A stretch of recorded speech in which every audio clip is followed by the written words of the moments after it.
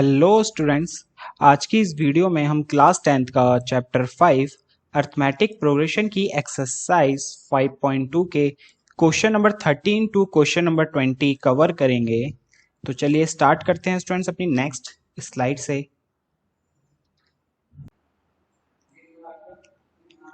How many 3 digit number are divisible by 7। तो हमें बेटा ये बताना है ऐसे कितने नंबर्स हैं जो 7 से डिवाइड है, वो भी 3 डिजिट नंबर्स के। तो देखो 3 डिजिट नंबर्स हमारे स्टार्ट होते हैं बेटा 100 से। 1 2 3 3 डिजिट हुए ना, यहाँ से स्टार्ट होते हैं। और ऐसी 101 102 ऐसे कहाँ तक होते हैं बेटा 3 डिजिट के नंबर हमारे 9999 तक। अब इसमें हमें सिर्फ उन नंबर्स को काउंट करना है जो 7 से डिवाइड है। इन सब में से हमें सिर्फ उन नंबर्स को काउंट करना है बेटा जो 7 से डिवाइड है। तो पहला नंबर क्या है जो 7 से डिवाइड है 3 डिजिट का? तो उसके लिए क्या करो आप लोग, जो उसका फर्स्ट नंबर है ना 100, इसको 7 से डिवाइड करो। 7 1 बार में, 30 28 4 बार में, रिमाइंडर बचा बेटा कितना 2। अब इसमें रिमाइंडर बच रहा है 2, लेकिन अभी पूरा कंप्लीट होने के लिए इसको मींस अब देखो ये 7 से डिवाइड कब होता बेटा, जब इसके अंदर रिमाइंडर 2 बच रहा है ना, तो ये पूरा 7 होता। क्या होना चाहिए था 7, क्योंकि 7 से डिवाइड क्या होगा 7 की डिवाइड में 7 आता है। तो 7 में से भी -2 करते तो कितना बचता है 5। अगर इसके अंदर 5 और होता 105 होता तो वो नंबर 7 से डिवाइड होता। तो इसका मतलब पहला नंबर है जो 7 से डिवाइड है वो है 105। दूसरा नंबर क्या होगा बेटा, इसमें 7 ऐड कर दो 112। तीसरा नंबर क्या होगा बेटा, इसमें 7 ऐड कर दो 119। इस तरह से ये चलते रहेगा। अब लास्ट नंबर क्या होगा जो 7 से डिवाइड होगा 3 डिजिट का? क्या करो आप 999 को 7 से डिवाइड करो। 1 बार में, 28 4 बार में, 14 2 बार में, रिमाइंडर बचा आपका 5। 994 में से 5 माइनस कर दो तो बचा 994। तो लास्ट नंबर आपका 994 हुआ जो 7 से डिवाइड है। तो देखो फर्स्ट नंबर निकालने के लिए क्या करा हमने, जो 3 डिजिट का पहला नंबर था उसको डिवाइड करा, रिमाइंडर बचा 2। तो 2 में क्या करो और 7 बनाने के, देखो 7 से डिवाइड करना है ना, तो 7 बनाने के लिए कितना और चाहिए 5। तो इसलिए 100 में 5 ऐड करा तो फर्स्ट नंबर पता चल गया 105। अब लास्ट नंबर पता लगाने के लिए क्या करना पड़ेगा हमें, जो सबसे बड़ा 3 डिजिट का नंबर है उसको 7 से डिवाइड करो। जितना रिमाइंडर बचा उस नंबर में से 5 को माइनस कर दो तो 994 आया। तो लास्ट नंबर आ गया हमारा जो 7 से डिवाइड है 994। ओके, ये चीज लिखी है ना, इसको मत लिखना, ये तो बस आपको मैंने समझाने के लिए लिखी थी। तो इसको यहां से काम करते हैं, हटा ही देते हैं। अब गौर से देखो जो भी हमने ये नंबर्स बनाए ये एपी फॉर्म हो रही है, क्योंकि देखो सब में 7 7 का गैप होगा, क्योंकि है तो टेबल 7 का ही। डिविजल बाय 7 मतलब क्या है, एक तरह से 7 का टेबल यही है। तो डी तो सब में 7 7 रहेगा। तो अब इसमें देखो ए हो गया हमारा 105, डी हो गया हमारा 7, और ए एन लास्ट टर्म कितनी है 994। और हमें निकालना क्या है बेटा, एन ही तो निकालना है कि हाउ मैनी 3 डिजिट नंबर, कितने डिजिट 3 डिजिट के नंबर है जो 7 से डिवाइड है, मींस आपको एन निकालना है। अब क्या करेंगे हम एन निकालने के लिए, एन का फॉर्मूला लगा देते हैं यहाँ पे। तो ए एन है हमारे पास 994, ए है हमारे पास 105, एन है हमारे पास नहीं है कुछ, वो तो हमें निकालना ही है, और डी है हमारे पास 7। 105 प्लस का है तो इधर आके माइनस का हो जाएगा।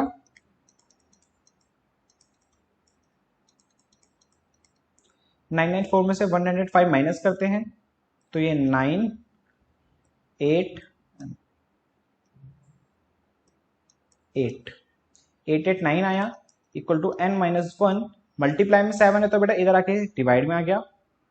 अब इसको से कैंसिल करते हैं, 7 1 बार में, और 18 14 आया हमारा 2 बार में, 4 9 49 7 बार में, तो आया 127। माइनस का 1 है उधर चले जाएगा,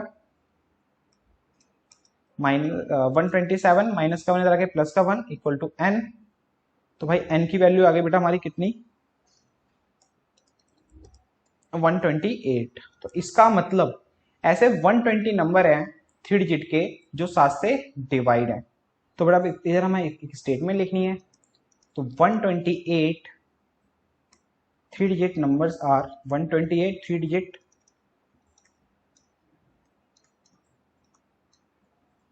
numbers are divisible by 7.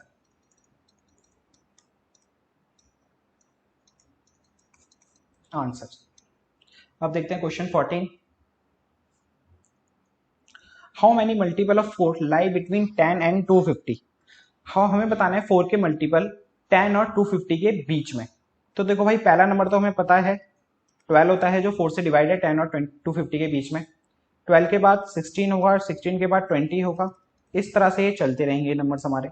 तो लास्ट नंबर क्या होगा बेटा, जो 4 से डिवाइड होगा 250 से पहले। तो देखो 250 को 4 से डिवाइड करो,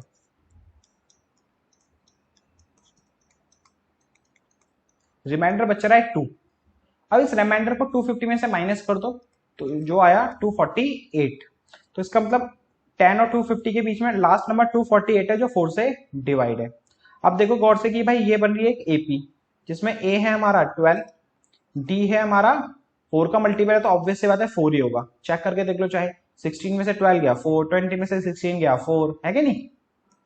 और हमें लास्ट टर्म दी है, तो वो है हमारा ए एन, और हमें एन फाइंड करना है इसमें। तो सेम लास्ट वाले क्वेश्चन की तरह है ये भी। तो ए एन का फॉर्मूला लगाते हैं अभी हम।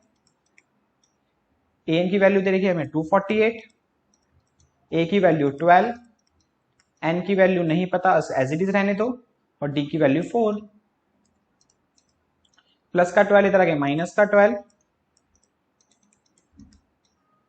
248 में से 12 गया बेटा 6, 3, 2, 236। 4 मल्टीप्लाई में तो इधर आके भाई डिवाइड हो जाएगा, कैंसिल आउट करते हैं। 20 आया 5 बार में, 3 6 36 आया 9 बार में, माइनस का 1 इधर आके प्लस का 1। तो भाई एन की वैल्यू आ गई कितनी, 60। तो ऐसे 60 नंबर्स हैं 10 और 250 के बीच में, जो 4 के मल्टीपल हैं। तो 60 multiple of 4 lie between 10 and 250। Answer. अब देखते हैं question number 15। For what value of n are nth term of AP this and this are equal. Okay, देखो हमें n फाइंड करना है, और आगे ये कहना चाहता है, एक देखो एक ये AP है और एक ये AP है, ठीक है। एक ये एपी बन गई और एक ये एपी बन गई। अब इन दोनों एपी में एक टर्म ऐसी है, एक टर्म ऐसी है, वो दोनों इक्वल है, वो दोनों एक दूसरे की क्या है बेटा, इक्वल। और जिस टर्म पे वो है, मान लो 5वीं टर्म पे है या 10वीं टर्म है या 15वीं टर्म पे, जिस टर्म पे है, और वही टर्म दोनों की इक्वल है। मान लो अगर इसकी 5वीं टर्म और इसकी 5वीं टर्म दोनों की इक्वल है, समझ रहे हो, अगर इसकी nth टर्म और इसकी nth टर्म दोनों इक्वल है एक दूसरे के, तो हमें बात करना वो n है कौन सा, वो कौन सी टर्म है जो दोनों में इक्वल आएगी सेम पे। करते हैं भाई, फाइंड कैसे करेंगे। देखो आपके पास दो एपी हैं, तो एक को मानते हैं AP1। तो AP1 है हमारी बेटा 63, 65, 67 डॉट डॉट डॉट, और AP2 है बेटा हमारी 3, 10, 17 डॉट डॉट डॉट डॉट।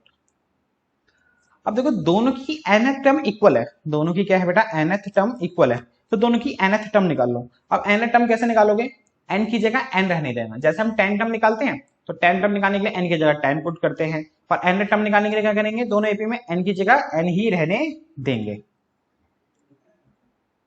तो nth टर्म निकालते हैं फर्स्ट एपी का, तो इसको रिप्रेजेंट कर लेते हैं हम a स्मॉल a से, या कैपिटल ए से रिप्रेजेंट करते हैं, चलो an फर्स्ट एपी को। तो फॉर्मूला तो आपको पता है क्या होता है बेटा, a plus n minus 1 into में d। a की वैल्यू 63 है फर्स्ट एपी में, n हमें नहीं पता, और d की वैल्यू बेटा कितनी है 2। 63, 2 को n से करा 2n, और 2 को 1 से करा 2। 63 में से 2 गया 61 प्लस का 2n। तो भाई ये इस एपी की nth टर्म आ गई ये। अब दूसरी एपी की बेटा nth टर्म निकालते हैं, उसको रिप्रेजेंट करते हैं स्मॉल a से। पहले फॉर्मूला लिख लेते हैं a plus n minus 1 into में d। nth टर्म क्या होगी बेटा, a की वैल्यू 3 है, n को n एज इट इज रहने दो, और डी है हमारा बेटा 7, 10 में से 3 गया 7 है ना, 7 को इनसे करा 7, 7 को 7 से करा 7, तो ए एन आ गया 3 माइनस 7 माइनस 4 प्लस 7। अब देखो इसकी एन टर्म आ गई ये रही फर्स्ट एपी की, और सेकंड टर्म की एन टर्म आ गई ये, और दोनों की एन टर्म क्या है बेटा, n term of two APs are equal, तो इसकी एन टर्म इसकी एन टर्म के इक्वल है, ये दोनों एक दूसरे के हैं बेटा इक्वल, तो 61 प्लस 2n इक्वल है माइनस का 4 प्लस 7n के, तो भाई 61 माइनस का 4 इधर आके प्लस का 4 प्लस का 2n, राइट हैंड साइड गया तो माइनस का 2n। इक्वेशन की तरह सॉल्व करना है नॉर्मल, जैसे हम इक्वेशन सॉल्व करते हुए आए हैं बचपन से। 61 प्लस 4 65, 79 में से 2n गया 5n, n के साथ 5 मल्टीप्लाई में तो इधर आके डिवाइड हो जाएगा 65 के साथ, तो ये कैंसिल होकर आगे बेटा कितना 13, तो n इक्वल टू कितना है बेटा हमारा 13, मीन्स 30 टर्म जो होगी दोनों एपी में वो इक्वल आएगी। n की वैल्यू निकाली थी और n की वैल्यू हमने निकाल ली। अब देखते हैं अपना नेक्स्ट क्वेश्चन, ये है बेटा हमारा क्वेश्चन नंबर 16, कह रहे determine the AP third term is 16, इस एपी की थर्ड टर्म क्या है 16 है, एंड 7 टर्म एक्सीड, 7 टर्म बड़ी है इससे फिफ्थ टर्म से कितनी 12, मतलब जो 7th टर्म है वो बड़ी है फिफ्थ टर्म से, तो 7 टर्म और फिफ्थ टर्म इक्वल कब होगी बेटा, जब फिफ्थ टर्म में 12 और ऐड कर देंगे, है कि नहीं, ऑब्वियसली बात है 7 टर्म बड़ी है फिफ्थ टर्म से, तो 7th और फिफ्थ टर्म इक्वल कब होगी, जब फिफ्थ टर्म में भी 12 ऐड कर देंगे।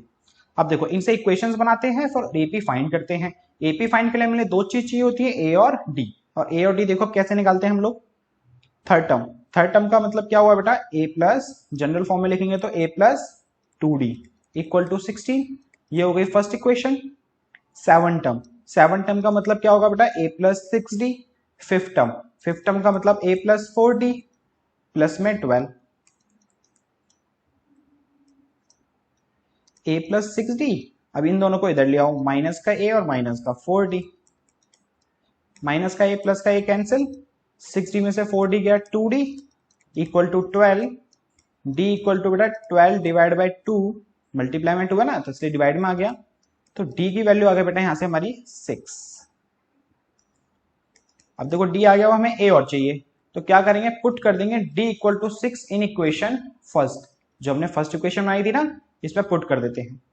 फर्स्ट इक्वेशन है हमारी a plus 2d equal to 16, तो a प्लस 2 इंटू डी की जगह पुट करा 6 इक्वल टू 16, 2 6 12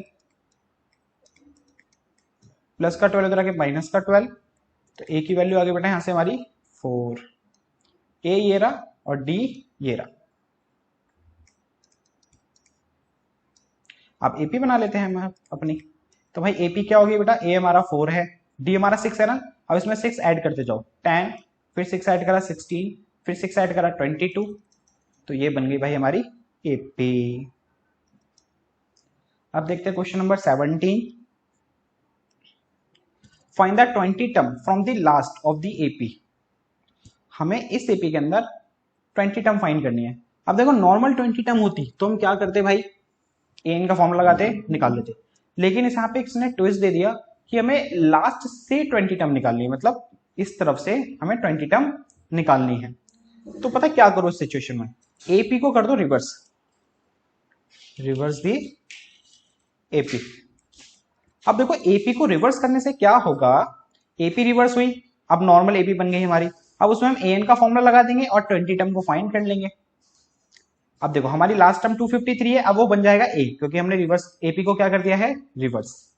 अभी हमारा डी क्या है बेटा, 3 प्लस 3 से 8 हुआ, तो मतलब हमारा डी हुआ हमारा 8 माइनस 3 5।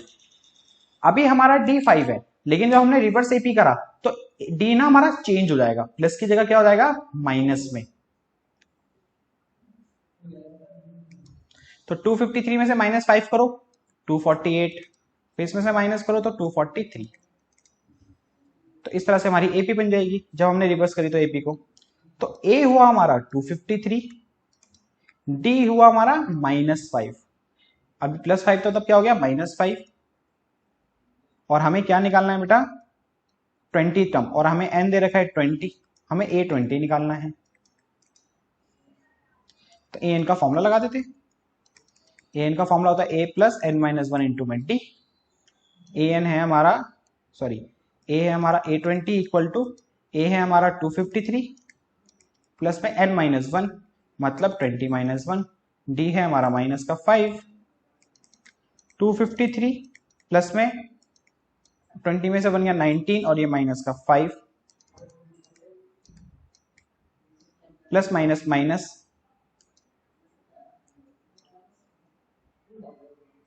और 19 5 जा 95। अब 253 में से 95 को माइनस करते हैं,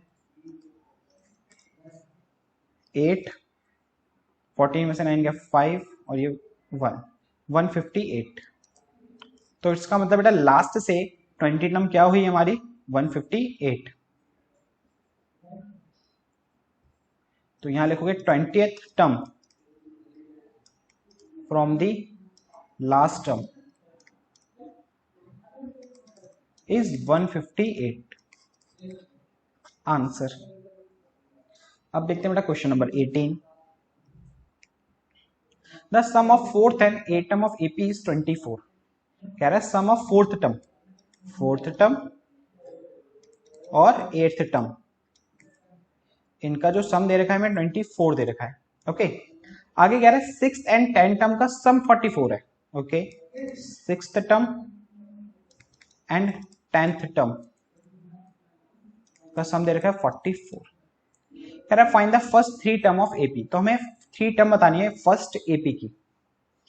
तो देखो ये जो हमें दी हुई है ना इक्वेशंस, इनसे पहले इक्वेशंस बनाते हैं जो हमें गिवन है। कैसे बनेगी, 4 टर्म को बेटा हम क्या लिखेंगे a प्लस 3d और 8 टर्म को एक कम करो a plus 7d equal to 24।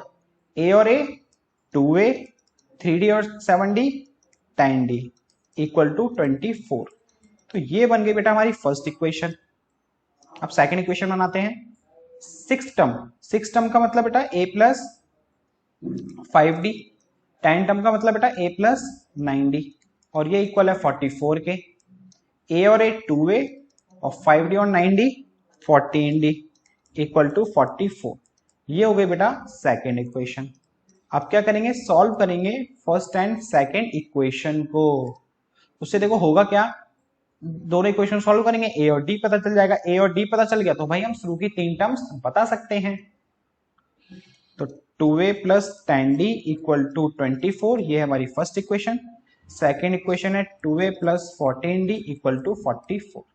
हम सॉल्व कर रहे हैं बेटा इसको एलिमिनेशन मेथड से।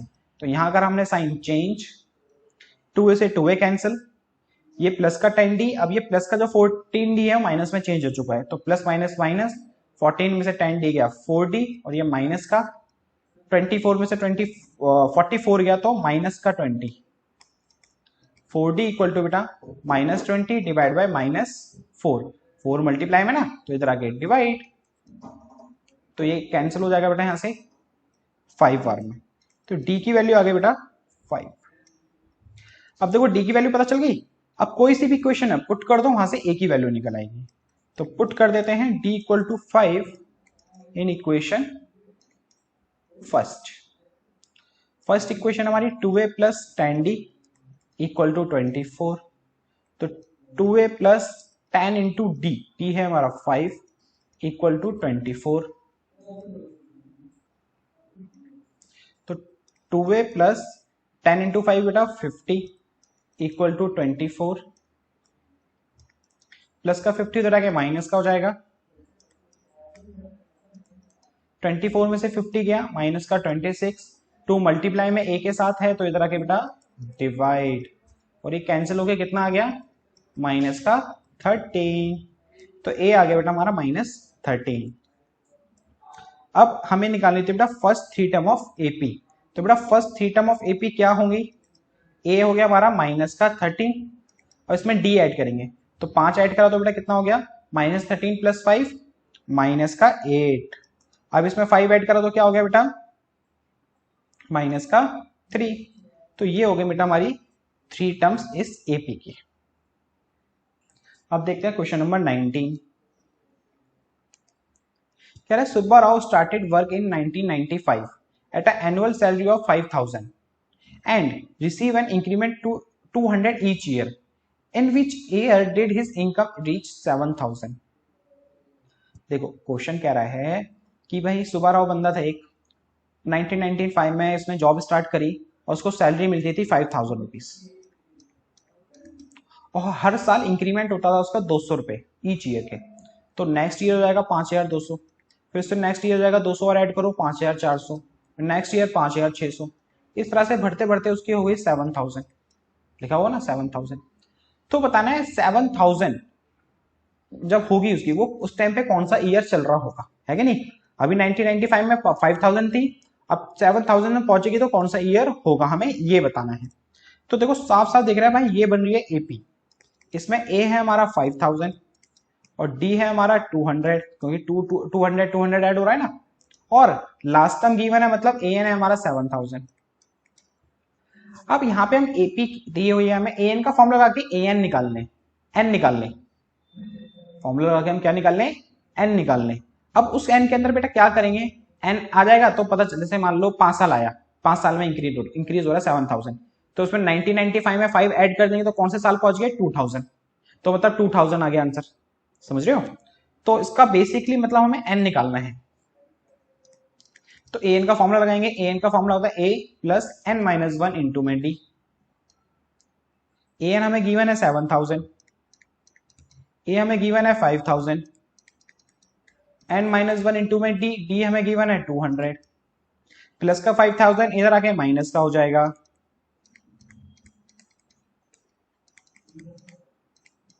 सेवन में से 7000 में से 5000 गए तो बचा 2000, ये मल्टीप्लाई में 2000 है तो इधर आके हो गया डिवाइड,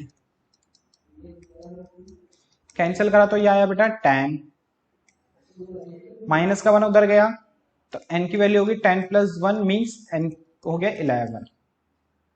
तो इसका मतलब बेटा हम सुब्बा राव को 11th ईयर लगेंगे, 11th year to reach income 7000, तो मतलब 11 साल और लगेंगे 7000 की इनकम रीच होने में। अब देखते हैं बेटा क्वेश्चन नंबर 20। अब ये स्टूडेंट्स आपका क्वेश्चन नंबर 20 और लास्ट क्वेश्चन कह रहा है रामकली सेव 5 रुपए in first week of a year, मतलब पहले वीक में उसने 5 रुपए सेव करे, देन इंक्रीज हर वीकली सेविंग 1.75 और हर वीकली वो 1.75 सेव करती जा रही है। पहले उसने सेव करे 5 रुपए, फिर हर हफ्ते वो 1.75 और सेव करती जा रही है। तो यहां से भाई साफ साफ दिख रहा है ये तो बना रहा है एक एपी, है ना, जिसमें पहले 5 था फिर 1.75 ऐड होता जाएगा तो हो गया 6.75, इस तरह से एपी हमारी बनती हुई जाएगी। आगे कह रहा है if in the nth week मतलब यहाँ पे पता नहीं हमें कौन से वीक की बात कर रहा है, nth वीक आ गया, ये 10वां वीक है, 15वां वीक है, 16वां वीक जो भी आया, हर वीकली सेविंग बिकम 20.75। अच्छा देखो पहले वीक 5 रुपए, फिर नेक्स्ट वीक 1.75 और सेव करा तो हो गया 6.75। अब ऐसे सेव करते करते करते करते इसके पास एक वीक में कितने हो गए बेटा 20.75 हो गए। रामकली के पास ऐसे सेव करते करते 1.75 ऐसे ऐड करते करते हर वीकली हो गए 20.75। अब हमें बताना है कि कौन से वीक में हुए, मींस कितने वीक लगे इसको 20.75 जमा करने में। ऑब्वियसली बात है एपी बन रही है, हमें निकालना है एन, जिसका ए है 5 और डी है बेटा 1.75 ऐड हो रहा है तो 1.75 और ए एन हमें दिया हुआ है 20.75 और हमें निकालना है एन। ए एन का फॉर्मूला लगाते हैं, ए एन हमें दिया हुआ है 20.75, ए हमें दिया हुआ है 5, एन को एज इट इज रहने दो क्योंकि वो तो निकालना है, और डी दिया हुआ है 1.75। ये प्लस का 5 है तो बेटा इधर आके माइनस का 5 हो जाएगा,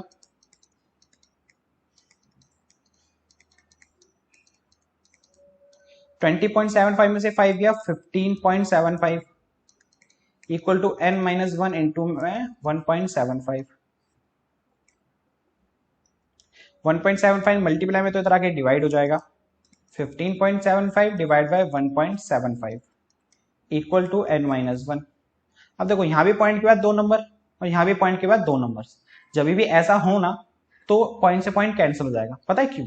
देखो जैसे ये पॉइंट है तो पॉइंट है ना, पॉइंट के बाद एक नंबर है तो पॉइंट हट के यहाँ पे नीचे 10 लिखना होता है हमें। इसी तरह से नीचे पॉइंट है तो ऊपर लिखेंगे। तो देखो यहाँ से पॉइंट हटा नीचे 100, यहाँ से पॉइंट हटा ऊपर 100, 100 से 100 कैंसिल, इसीलिए डायरेक्टली पॉइंट से पॉइंट कैंसिल आउट हो जाता है बेटा। याद रखना पॉइंट के अंदर वैसे फ्रैक्शन में लिखे हुए पॉइंट के नंबर्स, और पॉइंट के बाद सेम नंबर ऑफ डिजिट्स है, यहाँ भी 2 है यहाँ भी 2 है, तो पॉइंट से पॉइंट कैंसिल आउट। तो 1575 और 175 इक्वल टू n-1। अब इसको करते हैं बेटा कैंसिल आउट। तो भाई इसको काटते हैं हम लोग 175 को 1575 से। तो पहले 5 से कैंसिल आउट करते हैं। 5 के टेबल में 15 3 25 5 बार में, ये 5 के टेबल में 3 1 5, फिर दोबारा 5 से टेबल में काटते हैं, ये 7 बार में, और ये 315 आया बेटा 36 और ये 3 बार में। 7 से 6 बेटा 9 बार में, तो ये पूरा कैंसिल होके कितना आया आपका 9। माइनस का 1 इधर आके प्लस का 1, तो भाई n की वैल्यू आ गई आपकी कितनी 10। तो भाई इसको 10 वीक्स लगे 20.75 रुपीज सेव करने में। ये हो गया बेटा आपका क्वेश्चन नंबर 20 कंप्लीट, और एक्सरसाइज, इस एक्सरसाइज के सारे क्वेश्चन भी कंप्लीट। अब मिलते हैं आपसे नेक्स्ट वीडियो में न्यू एक्सरसाइज के साथ।